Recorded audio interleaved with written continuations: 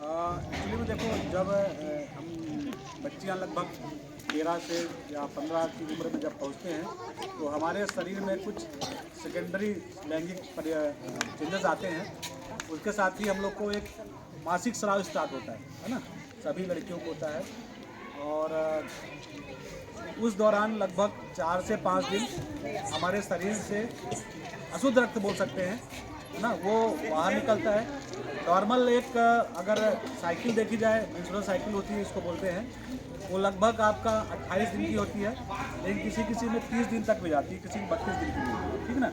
उसके बाद एक निश्चित समय में सभी को 3 से 5 दिन तक ब्लड शरीर से बाहर आता है, ठीक है। इसको अपन अशुद्ध रक्त की श्रेणी में रखते हैं, ठीक है। अगर कोई लड़की कमज़ोर है ना, वीक है, या शरीर के अंदर कोई, बॉडी के अंदर कोई इन्फेक्शन है, तो वो समय परिवर्तित हो सकता है। लेकिन अगर स्वस्थ है तो नॉर्मल वो 3 से 5 दिन तक का समय रहता है, ठीक है। ये सभी के साथ होता है।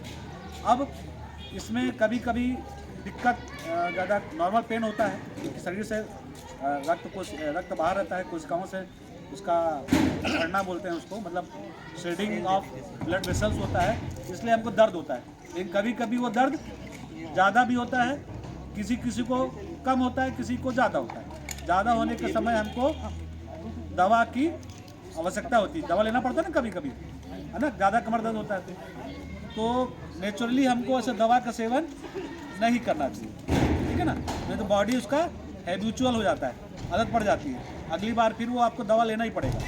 जब दर्द लेकिन बहुत असहनीय हो जाए तब आपको दवा का सेवन कर सकते हैं। लेकिन आपको कैसे पता चलेगा दर्द ज़्यादा है कम?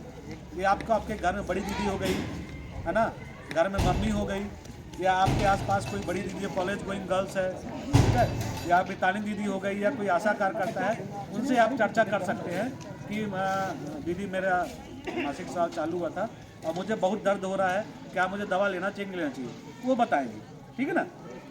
और उनके पास दर्द निवारक गोलियां भी मौजूद होती है, ठीक है ना। भले हम लोग इस जगह ट्रैवल बेल्ट में रहते हैं, लेकिन आज की डेट में शासन की कई सारी योजनाएं और दवा आपके लेवल पे भी उपलब्ध है, बस आपको लेकिन वहाँ तक पहुँचना है, ठीक है ना।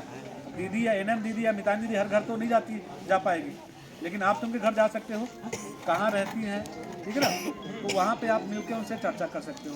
शासन के द्वारा पहले सैनिटरी पैड जो उस समय यूज़ होते हैं वो भी प्रोवाइड करवाए जाते थे, कम मात्रा में, पहले निःशुल्क ही होता था, लेकिन इस समय अभी शायद तक कुछ कम पैसे देके आप उसको ले सकते हैं, ठीक है ना। अब उसमें 2-3 दिक्कतें होती हैं। एक होती है डिस्मेनोरिया।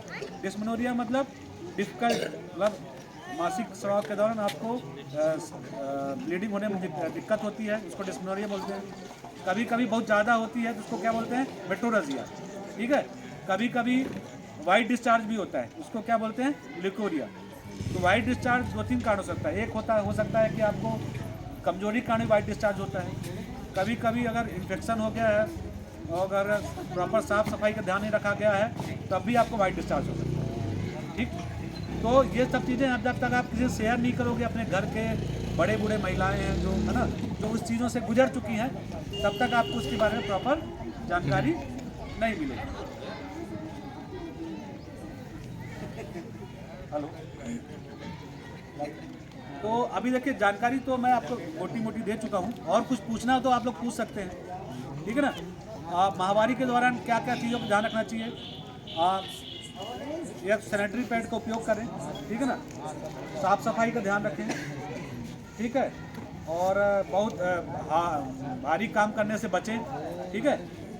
और अगर कोई डिफ़िकल्टी होती है जो आपको लगता है कि नॉर्मल से अलग है, ज़्यादा हो रहा है, कम हो रहा है, पेन ज़्यादा हो रहा है, उसके साथ ब्लीडिंग हो रही है, उसमें स्मेल ज़्यादा है, तो आप अपने घर के बड़े बूढ़ों के साथ मिलकर प्राथमिक स्वास्थ्य केंद्र, उप स्वास्थ्य केंद्र, सामुदायिक स्वास्थ्य केंद्र, मितानिन दीदी, है ना, या आपकी एएनएम दीदी से मिलके दवा प्राप्त कर सकते हैं, ठीक है। ये क्या होता है, जब तक आप उनको बताओगे नहीं तो पता कैसे चलेगा, तो बताना है, ठीक है। और कुछ पूछना सर एक और रहता है, जैसे यस मैम। महामारी के